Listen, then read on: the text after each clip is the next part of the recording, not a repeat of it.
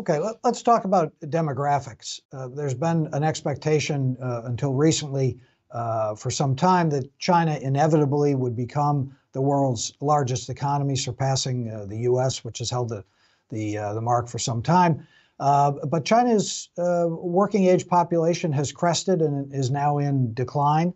Much of this can, of course, be traced to the controversial one-child policy that the party promulgated for the past several decades.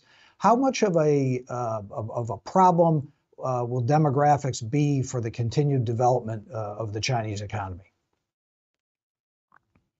The country is worried about its aging, but I don't think demographics make it to the top three big economic challenges for China. I think there are a few more important others.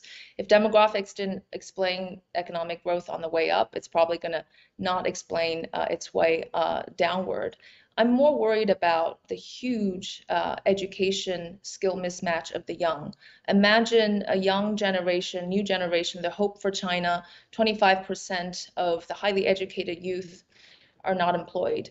And even though they have bachelor's degrees, that is to me the more pressing issue today, not the 0.5% reduction in labor force growth in the future.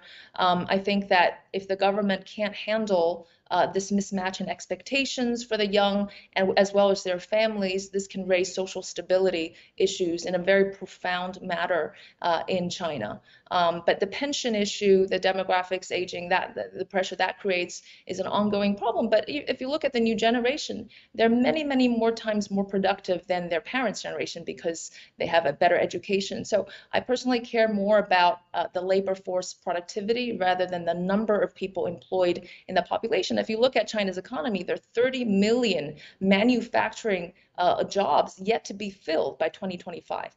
300,000 jobs in semiconductors. The list goes on and on. It's just that you can't productively deploy this new generation. That's the most urgent issue.